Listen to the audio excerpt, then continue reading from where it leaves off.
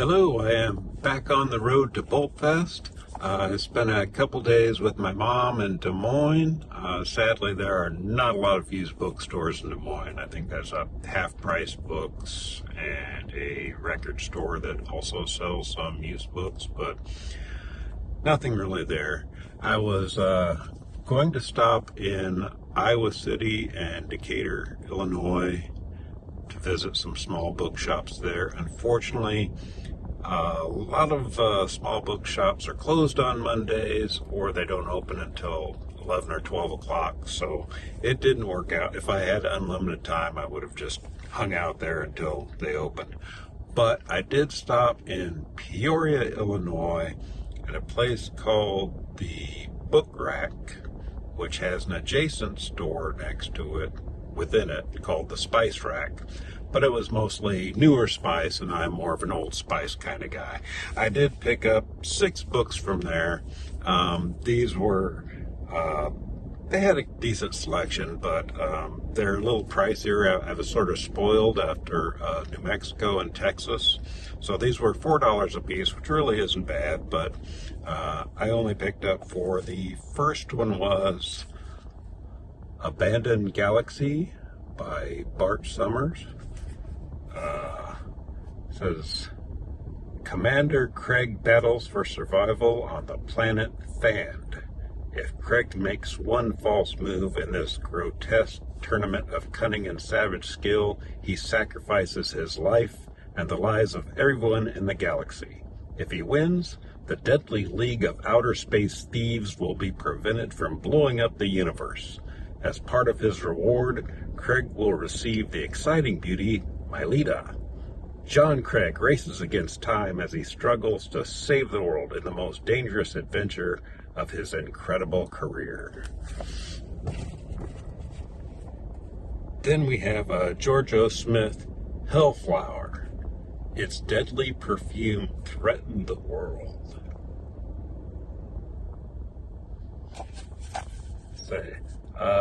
Charles Faradine had crashed a spaceship into the bog on Venus. 32 people had died, and the only excuse he had was a wild story of sabotage in the control room. They found a woman's body there, but that just made it worse for Faradine. They threw the book at him, broke him, exiled him to the rotting fungus fields of Venus. Faradine was done for, but there was a way he could clear himself, a way to get back into space, but it meant turning himself into the vilest criminal in the universe, peddler of a poison more terrible than death. Then James White, The Secret Visitors.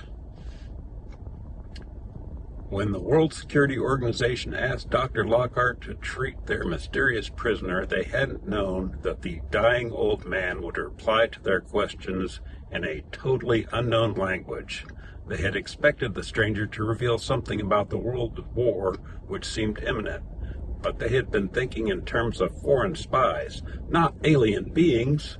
Now suddenly they found themselves confronted with a gargantuan task. They had to find a way to another world, a means of communicating with creatures they could barely imagine. They had to stop a war which was originating in the farthest stars, or else surrender the earth unconditionally to the secret visitors.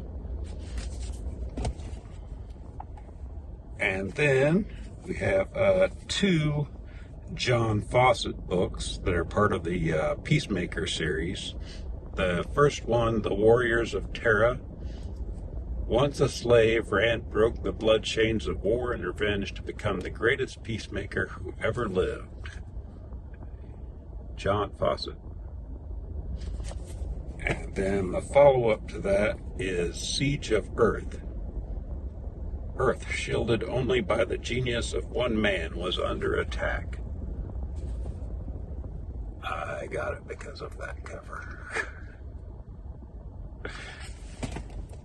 And finally, Murray Leinster, The Monster from Earth's End.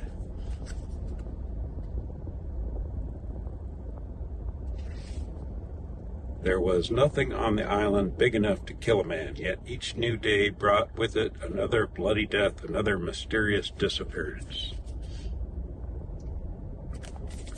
So, sadly, that's all for this haul. But I am going on. I have to make a decision whether to stop off at Indianapolis to visit a small place there, but that's going to put me in late getting into Greenville, Ohio, which is on the way to Dayton. And then, so, I know, I'll have to do the math and see which one works out best. That's it for this one. I'll see you at the next rest stop.